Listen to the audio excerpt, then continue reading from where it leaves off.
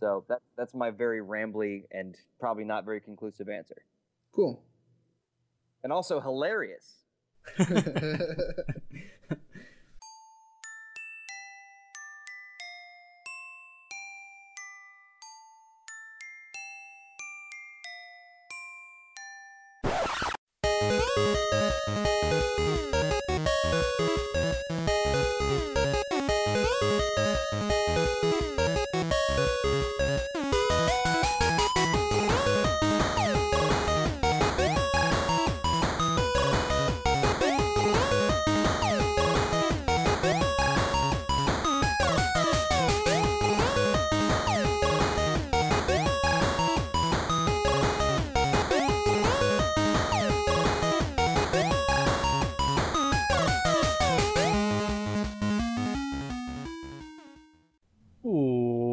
Welcome to the Gooma Stomp podcast. How are you guys doing today, Swanson? Tews? I'm doing pretty good today.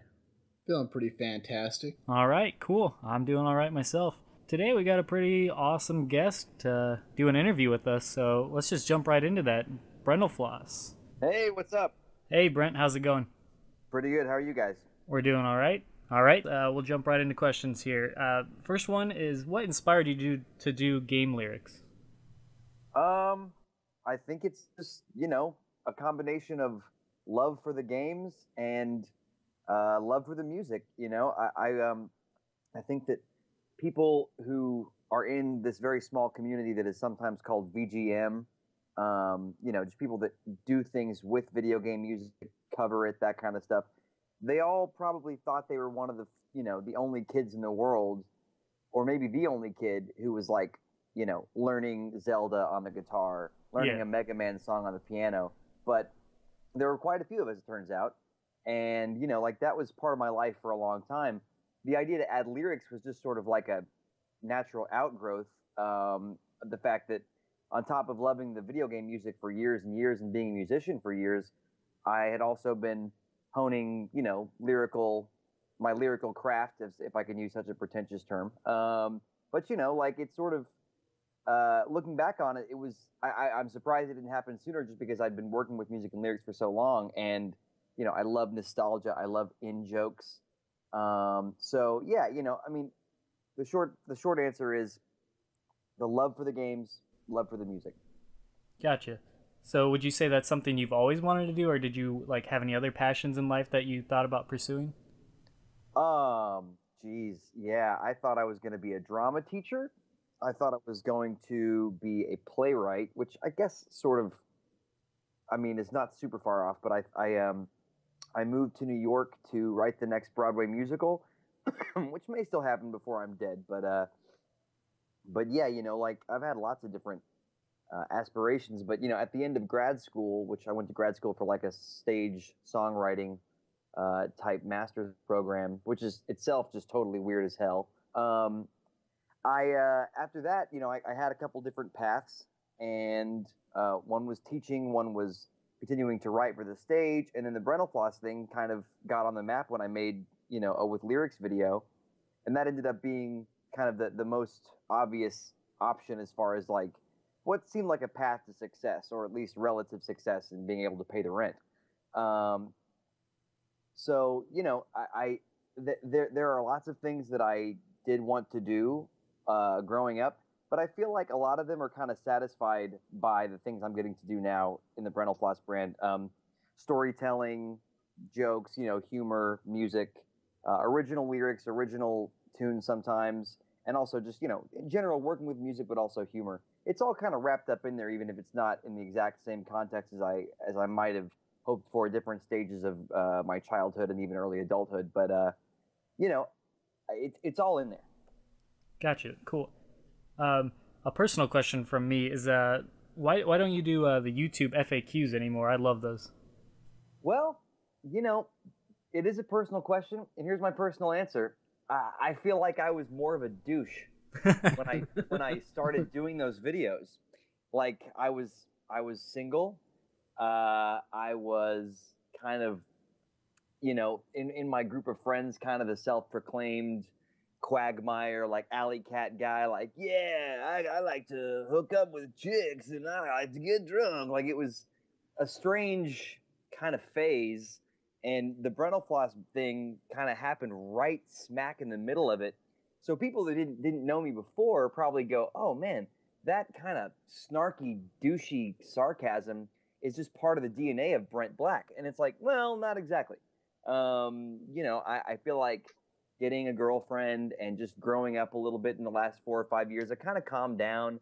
And moreover, doing Q&A panels at every convention I go to really kind of satisfies my need to, like sarcastically respond to people and get laughs for it. I still do upload some of those videos, but I just, in all honesty, I tried to make a new FAQ video, I guess a month or two ago, and I just realized I don't have that juice. I don't have whatever that was at the time, and I feel like to force it would just, the internet is very good as a whole at like sniffing out inauthenticity, and I didn't want to fake it, So it's like while stuff like my Lyrics 101 series is not necessarily as funny and or compelling in kind of a oh man he just made fun of that guy kind of way. It's sort of like I needed to express something through the FAQ videos at that time, and that went pretty well. And it's like, to me, the lesson is instead of going just with the little series that you've made that people like, more that you'll succeed if it's something you need to express as long as you do it well. That's kind of what I'm hoping uh, is true and will work for me. So, I'm crossing my fingers. But I appreciate that you like the FAQ videos. Yeah, I thought I thought those were hilarious. I didn't end up watching them until after I knew you as brentalfloss, but I went back through your history just kind of see what you did before because that's just my personality. And my favorite moments were the snarky remarks where you like I believe one was where a kid was in a really dark setting and you're like, oh hey guy and stuck in a cave. I thought they showed off your witty and sarcastic humor in that regard. But yeah, I would agree that it was a little bit more douchey than probably what you wanted to go for. Moreover, the not to belabor this question too long, but the whole idea of using video questions kind of imploded on itself because you could tell when people were trying to send a question, hoping that certain thing that they did or certain way they looked would get made fun of, and like there was a little bit of backlash from people that didn't expect me to make fun of them in the way that I did in the first video FAQ. And so it's kind of like, there's different parts of me. Like there's the comedian that goes inside that goes, anything is fair game, and if it gets a laugh, it's good. But there's also a teacher, like I've taught lots of kids between the ages of like 8 and 16, and so it's like there's this weird, not quite parental because I'm not a parent, but like this thing where I go, it's strange that I would like tell some 9-year-old, hey, you can do whatever you want to do. Go out there and be awesome. And then like turn around and tell an 11-year-old who's like my biggest fan, hey, you're fat. Your glasses look dumb. Like, cognitive dissonance, and it was tough to deal with. But I feel like if nothing else, when I do live performances, a lot of that set them up, knock them down, kind of sarcasm and wit that I'm using your word, comes through. Gotcha. All right, Tyler, did you have a question? I was just kind of wondering, with all the videos that you have out there, I was just kind of which one did you have the most fun with? I'd like to say, like, which one did you enjoy creating the most? This might sound like a cop out, but it was probably Dr. Mario with lyrics because, I'm not super well equipped to like visually bring songs to life the way that I see them in my head. So a lot of times when I make a video with lyrics, it's like I figure out what I can do that'll represent the humor I'm trying to convey with what I have, which is basically, like a semi-decent Best Buy, handy cam and like a green screen. That's pretty, and, iMovie, like nothing too fancy. With Dr. Mario, it's like I made the song, I wrote out the script, and I got to see my animator at the time, Parker Simmons, bring it to life in a way that was more fleshed out and more interesting and funny than I'd even imagined. A lot of things that look fun. This is such a Debbie thing thing to say, but so many of the things that look fun in videos are so not. It's kind of like people go, "Oh, it must be so easy to be a model," but like actually being a model is like holding the same position like out in the cold, or you know what I mean? Like it's like there's huge pains in the ass that like don't look like pains in the ass because that's entertainment or comedy. And it was just so nice to be like kind of guiding the animated progress of that video. And I'm also currently working on a couple different. Well, by working on I mean overseeing a couple different animated projects for the future, including such franchises as Star Fox, um, Yoshi's Island, and also Metroid. So I'm getting to experience a lot of that again this year, which is fun. But yeah, to me, the animated ones are the most fun as far as the production. Um, if you if you are talking about writing the lyrics, though, I think the most fun I actually ever had writing a lyric was not definitely not my best ever video, but it was STD's Got to Catch 'Em All, the Pokemon parody, and it was fun because it was to this day it's the only time I've done this. I basically wrote the first draft live with a mix of fans and friends in a hotel room at a convention up in New Hampshire in 2010. And the first draft was just so gross and dirty, probably because I was trying to make them laugh and just trying to, do whatever I could to shock them. But it has a special place in my heart because usually for me, writing a lyric is a very slow, scratch my chin process, whipping out the rhyming dictionary and like thinking about it, blah, blah, blah, frou, frou, frou. But this was like instant. It was almost like when people will live stream themselves drawing a picture. It was kind of like that. Just such instantaneous give and take. So that would be my favorite lyric to write. Okay, speaking of the animated stuff, I know at SGC you showed off like a future one that you're working on with Luigi about being green, etc. Is there an update on that, or did you stop working on that? It is sometimes things fall apart. I've thought about bringing it back up. The long and short of it is the animator on that project and I just kind of reached an impasse. He wanted to change the ending, and I wanted the ending that I had, come up with before he ever started animating. So, and the thing is, it was fair for both of us if you think about it. Like, I'm not mad at the guy because I wasn't able to pay him at the time. So to ask him to put in like, I don't know, 400 man hours to animate something like that without getting any money and also doing an ending he didn't like, that would have been unfair. So we just kind of like, even though we were at the animatic process, which for those of you that don't know is like, it's like the moving storyboard kind of thing where like it's not quite yet ink and color, but it's like the storyboard, is what am I trying to say? The animatic process is once the storyboard is like set to time and edited so that you can watch it. But yeah, it's a bummer. But I may pick that one back up. It's kind of awkward the fact that it fell through, but we had such a great storyboard. I'm not sure quite how to approach that. But to be fair, I'm picking up an animated video this year that's a Star Fox video, or Star Wolf to be more specific. That Harry Partridge. I don't know if you know him, but he's like super popular British animator online. He and I were going to do that video in 2010, and a similar thing happened where like he had a problem with some of the lyrics, and I was just like fed up with that at that point. With the other guy, I was like, look, I'm the lyrics guy. I can't grab your hand and make you draw something differently. So, we're going to have to establish those boundaries. So in a way, yeah, this year is like a year of like taking projects that were that did not work out and reviving them. So yeah, maybe I will take that Luigi thing and give it a second thought one of these days. Cool. Yeah, brentalfloss, I've been a huge fan of yours since you first started making videos like 5 years ago, it seems. I can't remember exactly when you started. But I know the whole video game music industry, as far as like remixing and all that and adding lyrics, it's really big in Japan. And I just want to know, do you have any like interest in like what they do over there?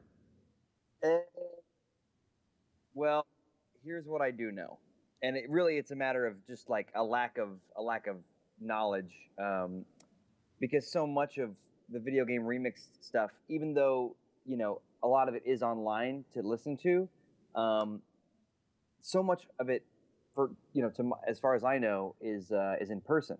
Events like Magfest, BitGen, Nerdapalooza, events that are built around live performances of these tunes and derivatives of them. And as far I know about Hyadane, is that how you say it? Hyadane? I don't know. The guy that basically does what I do, but in Japanese. Yeah, yeah, I think it's Hyadane. Yeah, he does some awesome stuff. But I can't really give too much of a crap because it turns out I don't speak Japanese. Gibberish is great. But he does a great Final Fantasy main theme cover. I love his rendition of, I think it's the Final Fantasy IV Battle of the Four Fiends theme that he put lyrics to is just phenomenal. Even though I don't know the what they're saying, it still just feels like, man, this must be so cool. If it's this cool, I don't even understand the words. It must be so cool if I did. Other than that, honestly, I am not very familiar with the Japanese VGM scene, just because I haven't really been there. I haven't experienced it for myself, so I don't really know what to look for. Yeah, it's definitely like a niche thing, but I can understand. Hyadane's really popular, so I'm not too surprised that you've heard of him. All right. Well, how did you end up partnering with Screw Attack, or did they contact you? Did you contact them? After I did a couple videos, Craig just hit me up on YouTube like, "Hey, not getting paid on the internet sucks. Would you like to?" And I was like, "Oh, sure." And so for a little while, I was doing exclusive videos for Screw Attack, for which they would pay me, and that was okay for a while. And but yeah, basically, while our agreement has become a little bit more like we're just kind of friendly and we scratch each other's backs, but at the time it was very straightforward. Like, hey, you're on YouTube, you're not a partner, you want to partner with us? And I was like, oh, cool. So yeah, pretty straightforward. No interesting story there, except that apparently Nervous Nick of Screw Attack fame was the one to actually bring up my videos and that I might be a suitable partner. So I'm sort of eternally grateful to him for that. All right. Well, you've teamed up with like a lot of people. It seems like from the Megas, like bands like the Megas, all the way till Nostalgia Critic. Is there anyone else that comes to mind that you'd really love to collaborate with? Well, I would love to collaborate with Mega Ran. I'd love to collaborate with Nathan Barnett again. We technically have before on this and that. The SGC, I should say the Screw Attack convention, which is like a mini tradition I do there. He and I did in 2010. But I'd love to work with Nathan again. Mega Ran. If I didn't, maybe I already said that one. I don't know. I feel like I'm going crazy over here. But yeah, there's no end to the number of people that I'd like to collaborate with. The honest truth, though, is a lot of times it's really hard to find a great little middle of the Venn diagram, because if two people do very different things, then what you hope when you do a collaboration is that you'll make something that is better than either of you could have done alone. And I feel like, if I may pat myself on the back a little, because that's how this is going to come off, the Nostalgia Critic review, he doesn't normally work with a lot of music, but by tapping me, which a lot of people don't even realize when they watch the Moulin Rouge review, is that my main role in that video was actually not playing Zidler or playing whatever Brental Zidler. It was actually getting all of the songs ready and writing all those lyrics and getting the tracks ready before we ever shot. That was, and the thing is that I feel like is probably my best collaboration ever, just because we really did kind of both enhance each other's thing, and he allowed me to kind of have a wacky kind of role that I wouldn't usually do in my own videos. So it's like the synergy there created a brand new thing that didn't exist before. That said, I actually am collaborating with two guys later on this year with some really awesome videos. One of them is Demon Tomato Dave, who has he's got some various and sundry video game with lyrics videos on his channel. He also has a webcomic as well as Pat the NES Punk, who is based out of California, and a friend to Screw Attacks, and kind of all over the internet. I think he did a video with the Angry Video Game Nerd. So yeah, teaming up with those guys. But there's lots of people, like I said, that I'd love to collaborate with. It's just a matter of finding that perfect project that makes us both look better. You know? Yeah. You've put out a couple of CDs so far, not counting all the like the G-rated for the kids and stuff like that. Are the video game with lyrics something you see yourself doing for a long time or very often, or do you want to do more branching out? I hope it's both. I feel like I definitely. I mean, I think I've already shown through the way that the Brental Floss channel has evolved that I can't I can't solely do video games with lyrics forever, just because I feel like not only would I get burnt out on it, but so would the audience.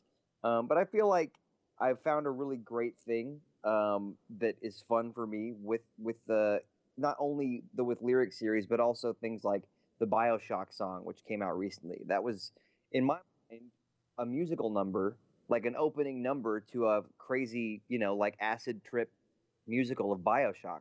I just happened to kind of, do it in a style that seemed more like it with lyrics.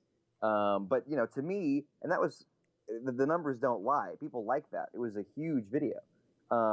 So it's like, do I see myself doing this forever? No. But if people still want it and I've still, got it, then yeah. I mean, I think that at some point everybody can jump the shark and go, I just don't have it anymore. I did that with the FAQ series. Maybe one day I'll do that with the with lyric series, but I'm not really worried about running out of ideas and content. Something I can do. But my the short answer is I'd like to uh, keep the with lyric series alive as long as possible. I have no plans to end it or phase it out, but that I still definitely want to do lots of other things, other emotional tones, which you saw a little bit of that in the CD. Storytelling, maybe on a little bit deeper of a level than I'm able to do in satirical song, and other stuff as well. So we'll see. The future looks bright. Knock on wood. With your CDs in mind, do you in the future are you going to do them like actual hard copy CDs released, or are you looking more towards the digital market, or both? Well, that's actually a debate that I've been having with myself, with my sound engineer, with my merchandise company, because you've got plenty of computers and computing devices with no optical drive. So it's possible that within a year or two, the majority of music, and we might already be here actually, the majority of music does not actually involve physical media. Actually, I'm going to take that back. I'm almost positive that's true right now, at least in America. The majority of music bought, sold, and listened to is not in the form of physical media. That said, if I go to a convention, there's just this phenomenon that happens. If I put on a good concert and people decide they want to support or they want to hang out for a second and like get an autograph or whatever, they'll reach for that physical CD, even if the only place they can put it is like their car or like their external CD-ROM to put it on iTunes, which they could have just gotten it off of iTunes. It's a tricky thing because I'm not switch to like my tens and go, yeah, you can get my CD online, but buy this pretty picture of me and I'll sign it like a douchebag. Like I it's a delicate balance, but I think that I a little bit too hard on the physical hard copy with Bits of Me, and I feel like I lost a little bit of money because I was. I mean, whatever. You learn lessons. I'm not complaining. It's just that I think that the amount of time it took to get people their physical copy while everybody else was waiting for the digital ended up. I think a few people ended up just pirating it and just saying forget it, or or losing interest, that kind of thing. Um, at the end of the day, I have to just respond to the market. And if the world says, "Hey, we don't want hard copies," I have to listen and go, "Okay, then iTunes it is." And if they go, "Hey, you really want hard copies," then I got to sell them. It's all supply and demand at the end of the day. Yeah, and still speaking on your music part, not getting too much to the comic side yet.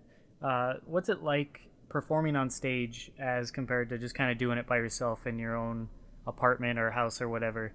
Is that like a huge transition for you, or were you used to doing that before you started doing these video game things, or how does that go? Um, it's so different. Uh, I think that they both have big pains in the ass and big rewards. The big reward of doing a video is that I can mess up 80 times in a row, and once the video comes out, you'll never know because I edited out that part.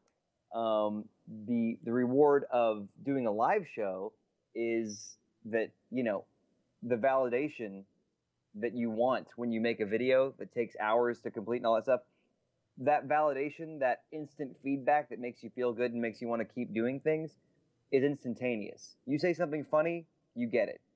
You get that kind of like little shot of adrenaline or dopamine or whatever. They are totally different beasts. And I can't say if I like one more than the other because there are days where I really would not want to perform live. There are days when I really do not want to shoot videos. But yeah, absolutely different animals. And it's I think different parts of the brain as well. If I one day I want to like release some footage of how I actually do videos where I'm just sitting there talking to the camera. Because what I'll do is I'll stop once I hit a snag and back up. And this is what I think most people do that do like vlog stuff. They do the quick cuts. They do those quick cuts because they obviously didn't say all those things in perfect order the first time. But there really is a lot of trial and error. Whereas when you're doing a live show, it is absolutely like whatever you say, you said it. It's out there. Roll with it. Somebody yells something from the audience, it's spin it into something good, make it into a joke. But you have no second chances live. You have to just roll with it and kind of make it a big improv game. Yeah, speaking of improv, do you have any desire to do improv? Have you taken improv classes? Because I know like SGC and stuff, you guys did some panels and whatnot where you'd all play off each other, and it didn't seem like it was very scripted. So is that something you're experienced with? I'm not super experienced with like. I went to. I was like a kind of a child actor for like a few years, and I went to acting classes where we would do improv exercises. I did theater all growing up, so there's a certain amount of improv that I'm pretty comfortable with.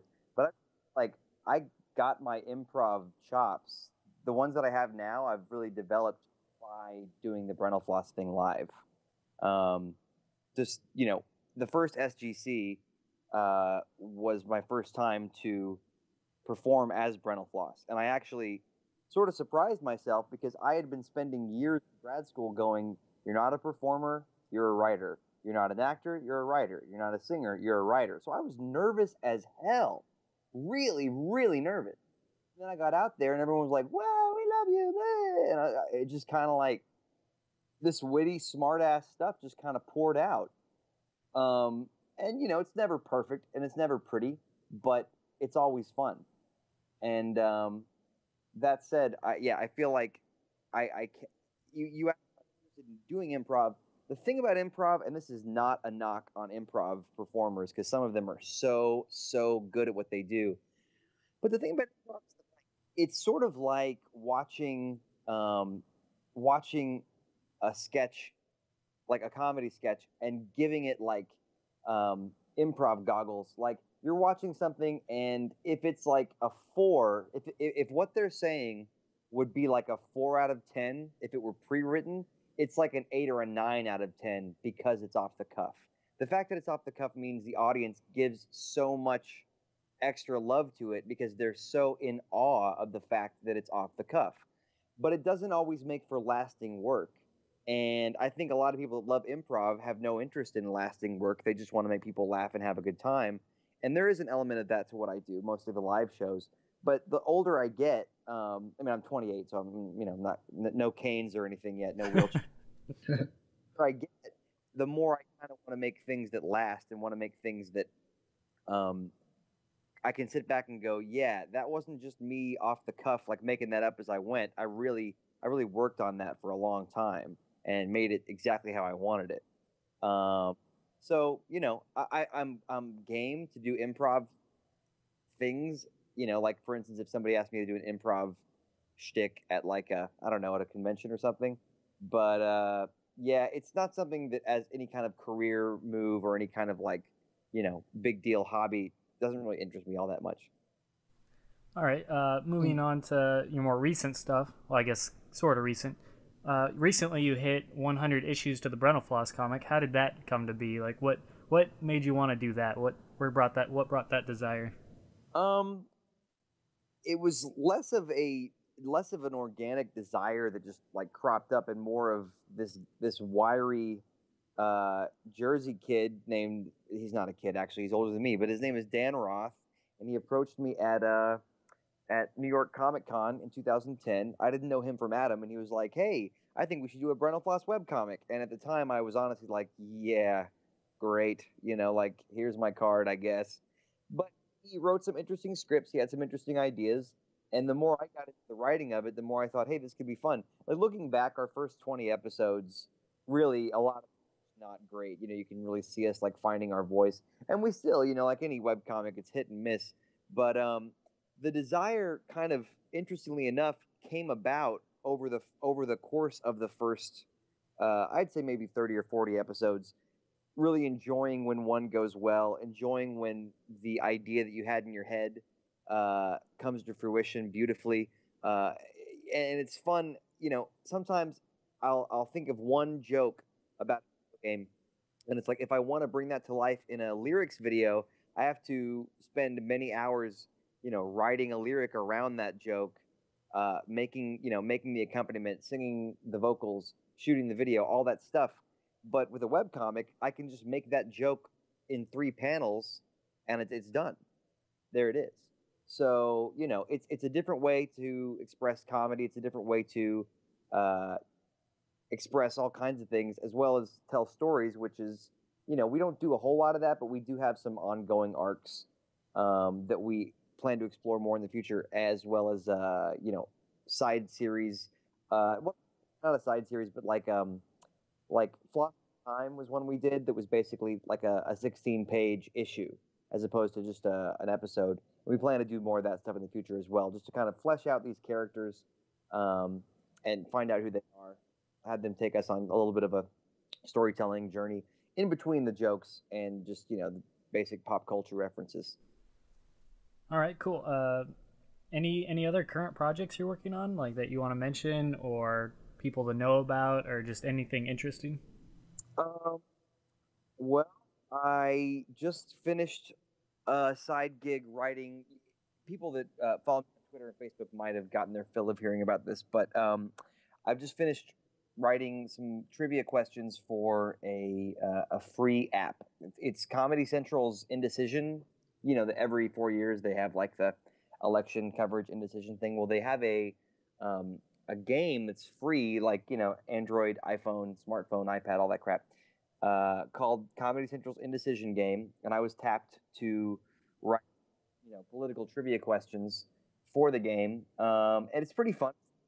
I'm sure that there are probably not a whole lot of politics junkies listening, but anyone that feels like they pay attention to the news, likes the political news cycle, that kind of stuff, or just watches the Daily Show a lot. It's a pretty fun game. You go head to head against other people. So there's that. I'm working on my buddy's children's music album. He is working for a company called Mutasia, and they're coming out with an album. He doesn't really do drums. He's a great composer, lyricist, but he does not really do drums very well. So I'm doing digital drums just to kind of beef up the album. But it's super fun stuff. And other than that, yeah, just lots of animated videos coming up. Lots of long-term projects that have taken the better part of the year.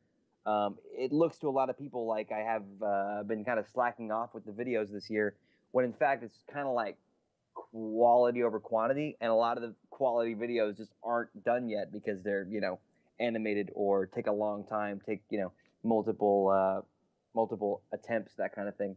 But yeah, I guess that's about it from my end as far as what's going on right now.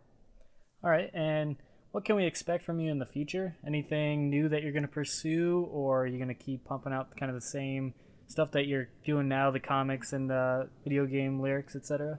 Well, I mean, there's lots of things I'd like to do. It's just a matter of what's realistic and where I'm going to be. I'd like to eventually be on the design side of a video game. I don't know what that would entail. That's a long ways off.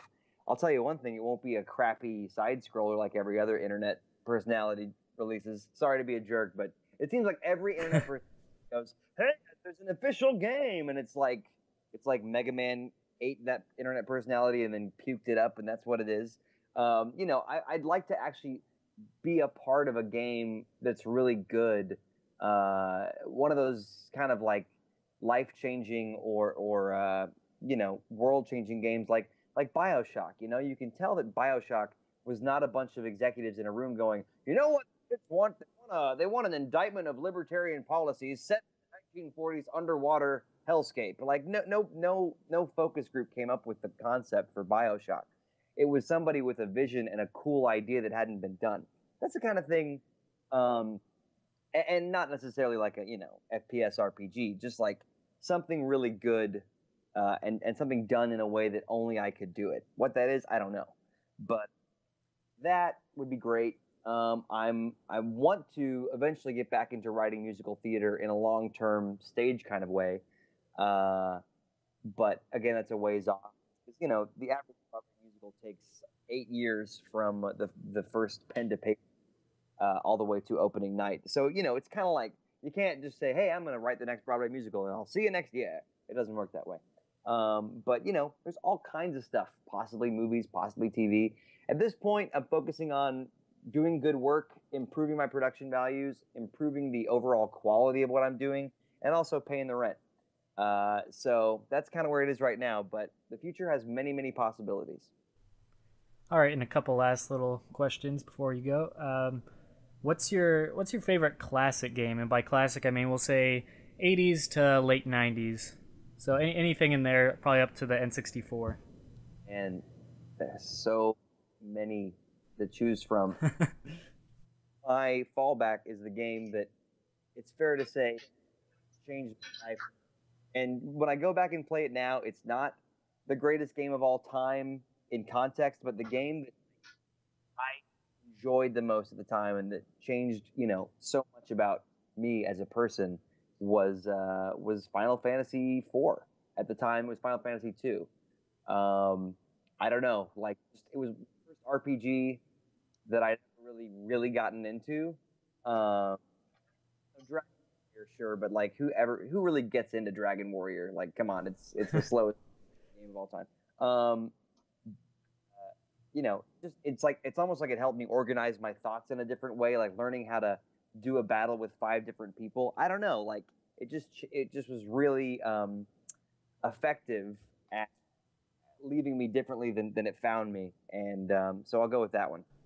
Okay, and obviously the follow-up question to that would be, what's your favorite current game? We'll say 2000s up until now. I'm gonna wheel through a couple different things just to make sure. Wow, I guess 2000s to now. It's right smack dab in between Deus Ex 3 and BioShock. And not everybody liked Deus Ex 3, but I loved the first one, and I feel like 3 was a good mix of like current game technology and the spirit of the original, as opposed to the sequel nobody talks about in between. Who would you say is your favorite video game composer of all time? I mean, it's just down between the two most obvious ones. Is it Nobuo or is it Koji? Is it Final Fantasy or is it Mario Zelda? And it's so hard.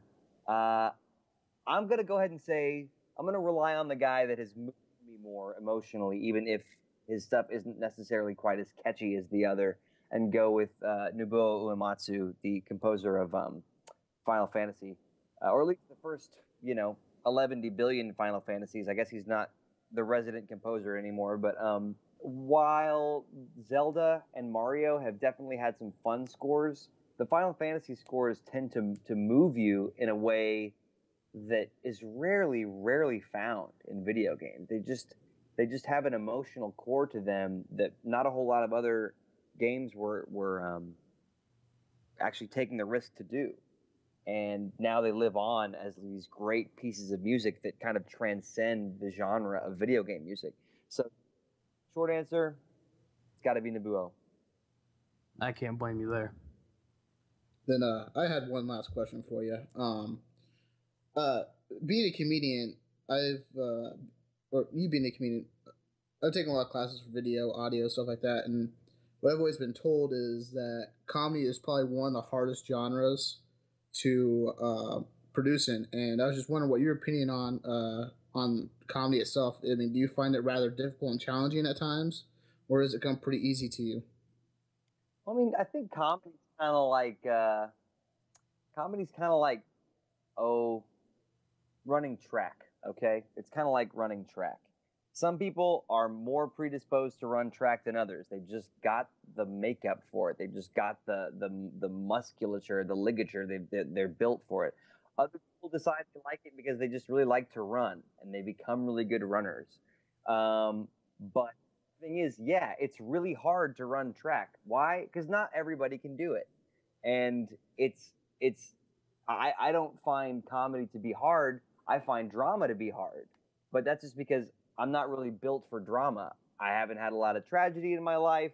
I'm pretty happy-go-lucky most of the time. Even if I get in a really bad mood, I tend to make fun of myself, and I tend to tweet something funny when I'm in a bad mood. So, like, it's just kind of like about aptitude. Maybe it's hard. I don't know. Like, it comes naturally to me because it was like a weapon against the world growing up for me. And, you know, my family's kind of naturally funny, so there's some nature, there's some nurture. But I feel like comedy is like anything else, just something that you have to immerse yourself in. Growing up, you know, I listened to a lot of records that my parents had of like Bill Cosby and Gallagher, which, you know, Gallagher, we know him now as the watermelon guy, but he actually had some funny one-liners here and there. Dr. Demento, Weird Al, you know, like you learn a lot about the rhythm of comedy. And I watched a lot of Mystery Science Theater 3000, you know, that kind of thing. If you have a mind that lends itself, and it's not about being a better or worse mind, you know, I'm horrible at math. I'm abstract spatial relationships do not actually make a whole lot of sense to me, but comedy comes naturally. How? I don't know. Again, running track. Why is one person a better runner? I don't know. It's hard, but you know, if somebody's got that thing, for them it's not. So that's my very rambly and probably not very conclusive answer. Cool. And also hilarious. All right. Any more questions or anything that you guys want to say? Cool. I guess that's all we have, brentalfloss. Thanks very much for coming on here. We appreciate it a lot. Yeah, thank you so much. Thank you. It was fun. All right. Well, that concludes our interview with brentalfloss. I just got to personally thank him for doing that and taking his time out of his day. I know he's a busy guy. He does such awesome stuff. So to come on here, I can't be gracious enough because I just think that's great. What do you guys think? Yeah, personally, I mean, for him to take the time out to help us out with this is just, you know, means a lot to us as a podcast. And, you know, just the interview itself was great. The answers, the responses that we got from him were just totally more than I even expected. So, yeah, I thought the interview just went really well, went really smooth, and really appreciate having him on our show. I gotta say, I really hope I didn't sound like a giddy schoolgirl because I'm still pretty starstruck after talking to him. Yeah, he's definitely a cool dude, and his responses were, you know, he took his time. You could definitely tell he had a lot of passion with what he was saying. You know, he just cares about what he does, and he puts so much effort into it. So that's pretty awesome. Yeah, I mean, his answers were really detailed and well articulated, and it was just an overall fantastic experience for me, and I really enjoyed having his interview today. All right. Well, that probably wraps up this podcast. Just got a few things to plug here. One being brentalfloss.com, of course. I mean, you got to go check this out. Anybody that hasn't seen it yet, you can find all his videos on there through his Facebook, Twitter, YouTube, and iTunes if you want to buy a CD. He's got all the links set there, so it's nicely organized, so it's easy to navigate. So definitely check that out, brentalfloss.com. And before we go, of course, got to plug our crap as well. We got facebook.com/GoombaStomp is where you can find us, or youtube.com/GoombaStomp show. So if you want to find any of our content in the future, we hope to have more awesome guests like brentalfloss. Come check us out. We got game reviews, and this podcast as well. So come check us out, guys. Thanks for joining us on this podcast. See you next time. Take it easy. Adios, amigos.